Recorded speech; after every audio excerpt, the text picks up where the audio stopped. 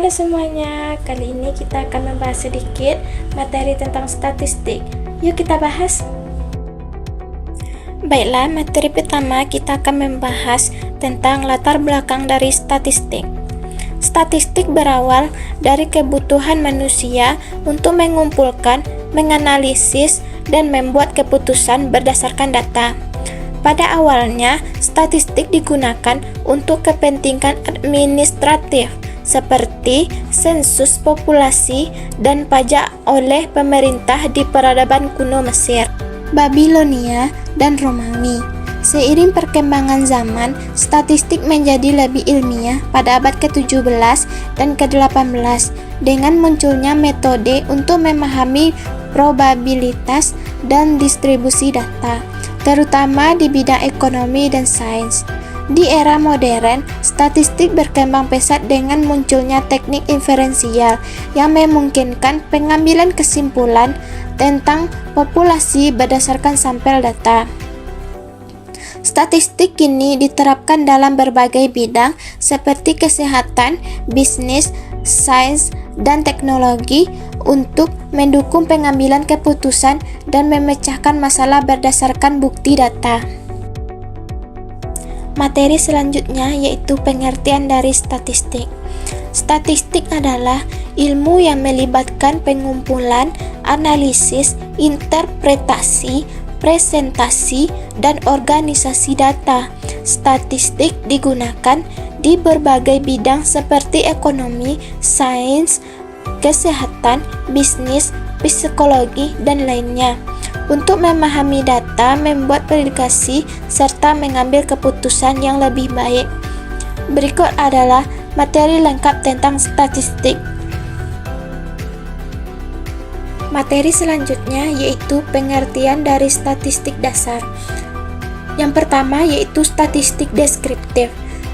Statistik deskriptif merupakan statistik yang bertujuan untuk mendeskripsikan atau menggambarkan data.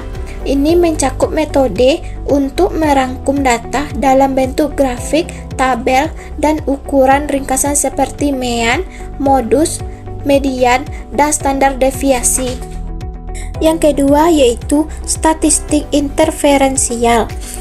Statistik inferensial itu merupakan statistik yang digunakan untuk membuat kesimpulan atau generalisasi mengenai populasi berdasarkan sampel. Metode ini mencakup seperti estimasi parameter, uji hipotesis, regresi, dan korelasi. Materi selanjutnya yaitu jenis-jenis data dalam statistik. Yang pertama yaitu data kuantitatif, yang merupakan data yang berbentuk angka dan dapat diukur. Contohnya adalah seperti tinggi badan, berat badan, pendapatan, dan suhu. Data kuantitatif terbagi menjadi dua, yaitu data diskrit dan data kontinu. Data diskrit merupakan data yang terbatas atau dalam bentuk bilangan bulat, misalnya jumlah anak dalam keluarga.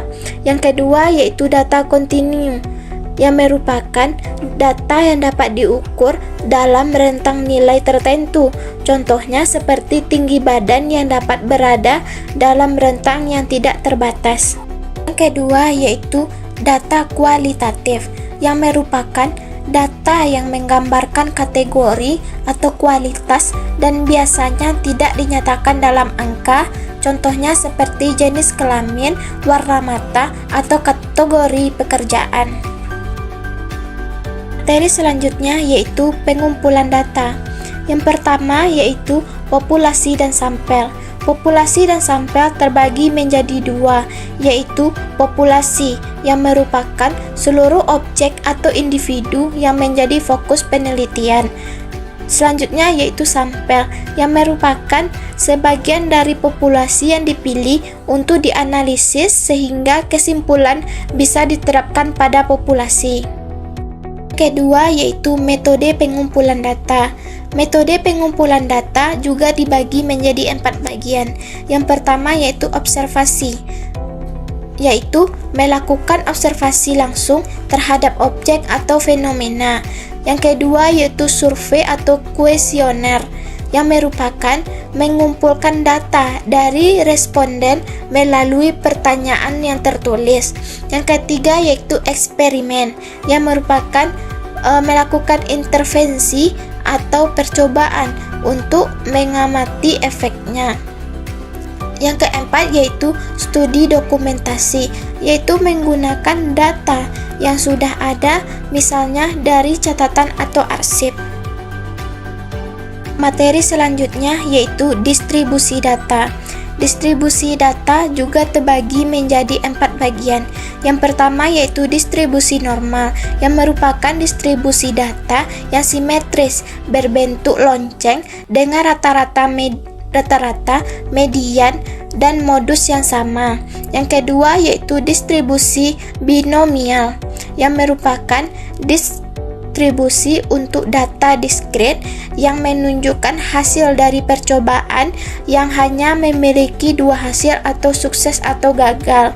Yang ketiga yaitu distribusi Poisson, yang merupakan distribusi untuk menghitung probabilitas kejadian tertentu dalam interval waktu atau ruang. Yang keempat yaitu distribusi chi-square, T dan F, yang merupakan distribusi ini digunakan dalam berbagai uji hipotesis statistik. Materi terakhir yaitu penyajian data. Penyajian data dibagi menjadi 4 bagian. Yang pertama yaitu tabel. Tabel adalah bentuk penyajian data numerik yang memudahkan perbandingan. Yang kedua yaitu diagram batang, dengan menampilkan data kuantitatif dengan mewakili batang frekuensi atau jumlah. Yang ketiga yaitu diagram lingkaran, dengan menampilkan data profesional dari keseluruhan sering digunakan untuk kategori data. Yang keempat yaitu diagram garis. Diagram garis cocok untuk data yang menunjukkan tren dari waktu ke waktu.